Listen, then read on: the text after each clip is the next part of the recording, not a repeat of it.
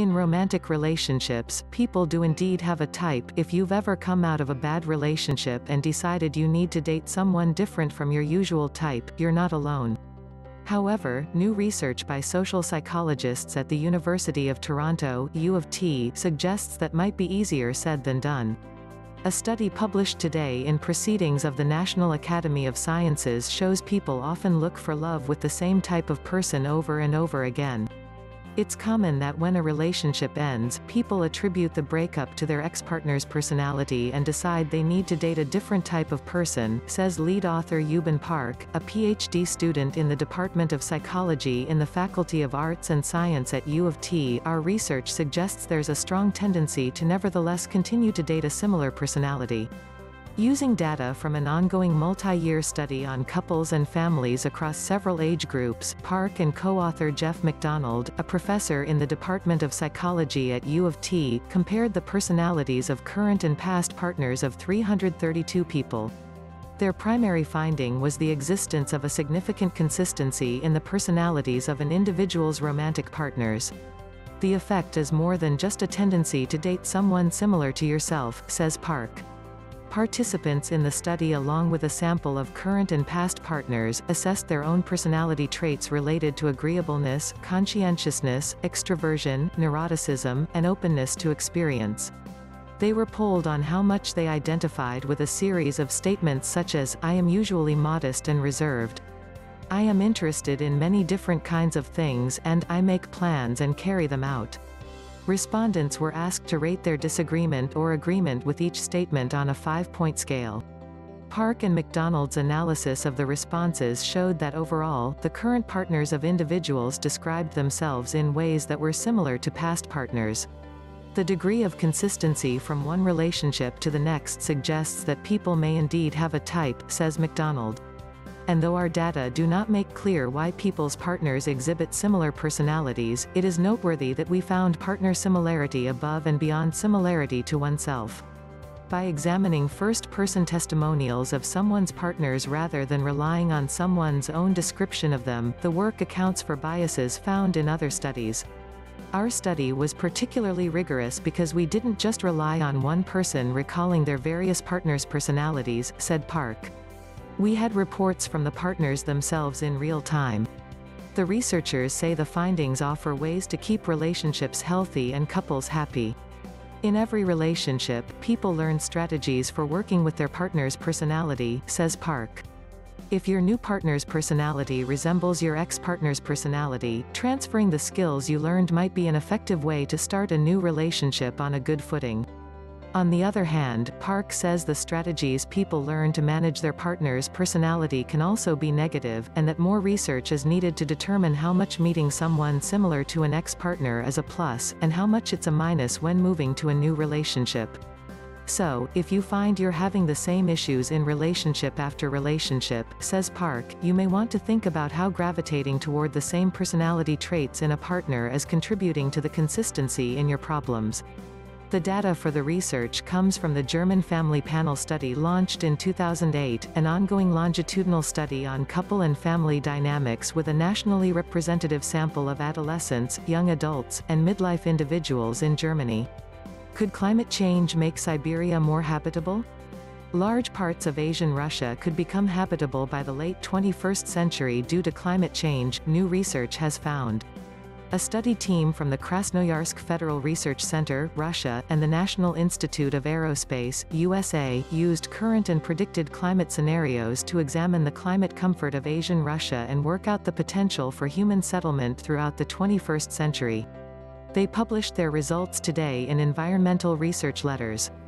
At 13 million square kilometers, Asian Russia, east of the Urals towards the Pacific, accounts for 77% of Russia's land area. Its population, however, accounts for just 27% of the country's people and is concentrated along the forest steppe in the south, with its comfortable climate and fertile soil. Previous human migrations have been associated with climate change. As civilizations developed technology that enabled them to adapt, humans became less reliant on the environment, particularly in terms of climate, said the study's lead author Dr. Elena Parfionova, from the Krasnoyarsk Federal Research Center. We wanted to learn if future changes in climate may lead to the less hospitable parts of Asian Russia becoming more habitable for humans. For their analysis, the team used a combination of 20 general circulation models, coupled model intercomparison project phase 5, and 2 CO2 representative concentration pathway scenarios, RCP 2.6 representing mild climate change and RCP 8.5 representing more extreme changes. They applied the collective means of January and July temperatures and annual precipitation of the two scenarios to Asian Russia to find their respective effects on three climate indices that are important for human livelihood and well-being: ecological landscape potential (ELP), winter severity, and permafrost coverage. Dr. Parfionova said, "We found increases in temperature of 3.4 degrees Celsius (RCP 2.6) to 9.1 degrees Celsius (RCP 8.5) in midwinter, increases of 1.9 degrees Celsius (RCP 2.6) to 5.7 degrees Celsius (RCP 8.5) in midsummer, and increases in precipitation of 60 mm (RCP 2.6) to 140 mm (RCP 8.5). Our simulations showed that under RCP 8.5 by the 2080s Asian Russia would have a milder climate, with less permafrost coverage, decreasing from the contemporary 65% to 40% of the area by the 2080s.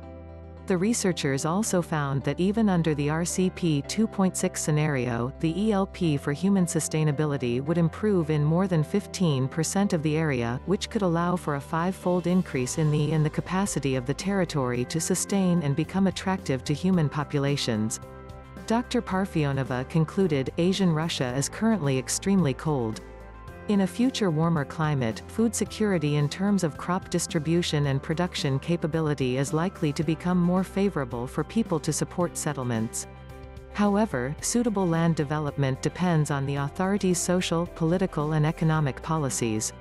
Lands with developed infrastructure and high agricultural potential would obviously be populated first. Vast tracts of Siberia and the Far East have poorly developed infrastructure. The speed these developments happen depends on investments in infrastructure and agriculture, which in turn depends on the decisions that should be made soon. Bitcoin causing carbon dioxide emissions comparable to Las Vegas or Hamburg. The use of Bitcoin causes around 22 megatons in CO2 emissions annually, comparable to the total emissions of cities such as Hamburg or Las Vegas. That is the conclusion of the most detailed analysis to date of the cryptocurrency's carbon footprint. For their study, an interdisciplinary team of researchers at the Technical University of Munich (TUM) analyzed such data as the IPO filings of hardware manufacturers and the IP addresses of Bitcoin miners. Although Bitcoin is a virtual currency, the energy consumption associated with its use is very real. For a Bitcoin transfer to be executed and validated, a mathematical puzzle must be solved by an arbitrary computer in the global Bitcoin network. The network, which anyone can join, rewards the puzzle solvers in Bitcoin. The computing capacity used in this process, known as Bitcoin mining, has increased rapidly in recent years. Statistics show that it quadrupled in 2018 alone. Consequently, the Bitcoin boom raises the question of whether the cryptocurrency is imposing an additional burden on the climate. Several studies have attempted to quantify the CO2 emissions caused by Bitcoin mining. These studies are based on a number of approximations, however, says Christian Stoll, who conducts research at the Technical University of Munich (TUM) and the Massachusetts Institute of Technology (MIT). Detective work to track down the power consumption. Therefore, a team of management sciences and informatics researchers at TUM has carried out the most detailed calculation of the carbon footprint of the Bitcoin system to date. Working like detectives, they proceeded step by step to gather conclusive data. The team began by calculating the power consumption of the network. This depends primarily on the hardware used for Bitcoin mining. Today special systems are used, known as ASIC-based miners, explains Stoll. In 2018 the three manufacturers who control the ASIC miner market planned IPOs. The team used the mandatory IPO filings to calculate the market shares of the company's respective products. The study also had to consider whether the mining was being done by someone running just one miner at home or in one of the large-scale farms set up in recent years by professional operators. In those operations, extra energy is needed just for the cooling of the data center, says Stoll. To investigate the orders of magnitude involved, the team used statistics released by a public pool of different miners showing the computing power of its members.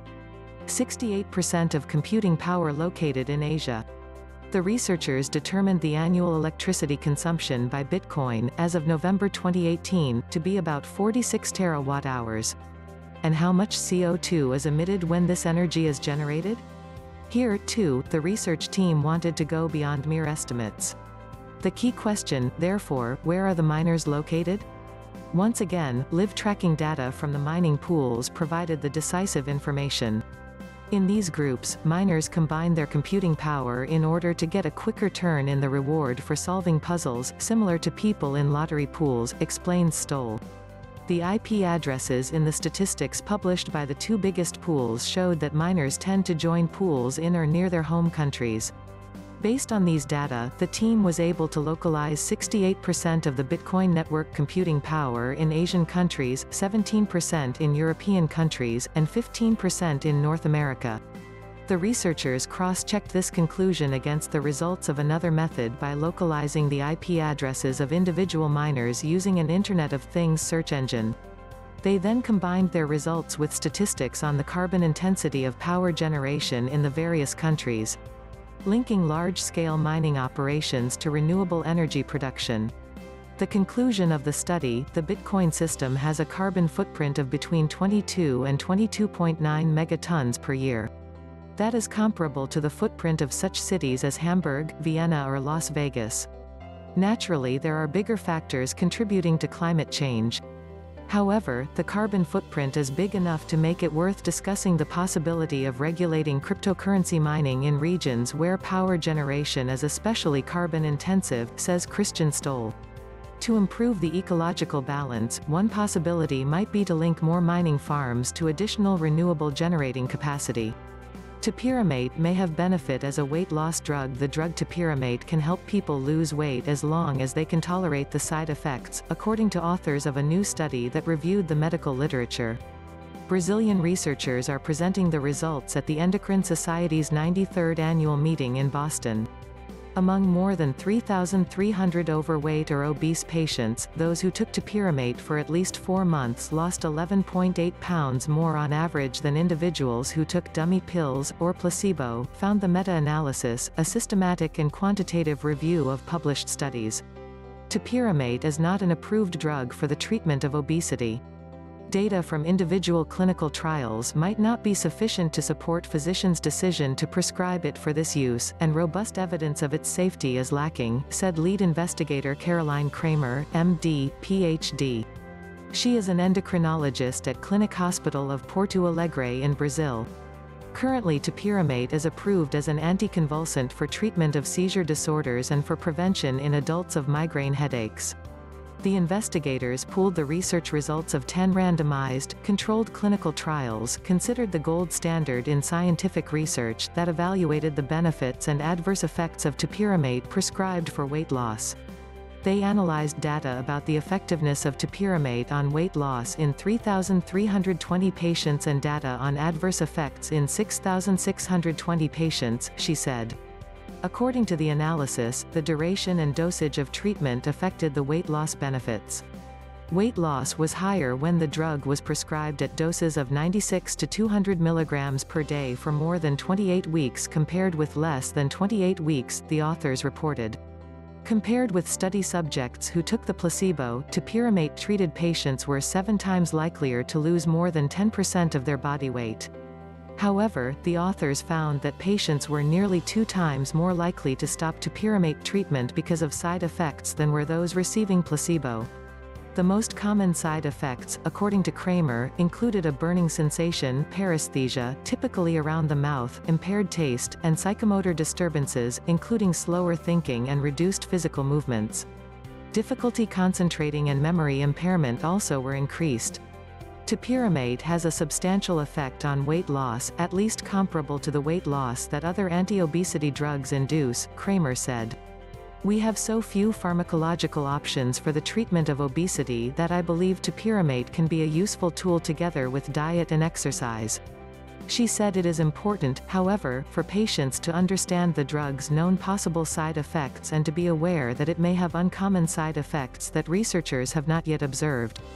The National Institutes of Health caution that people should use prescription weight loss medications only if they are at increased risk of health problems because of their excess weight.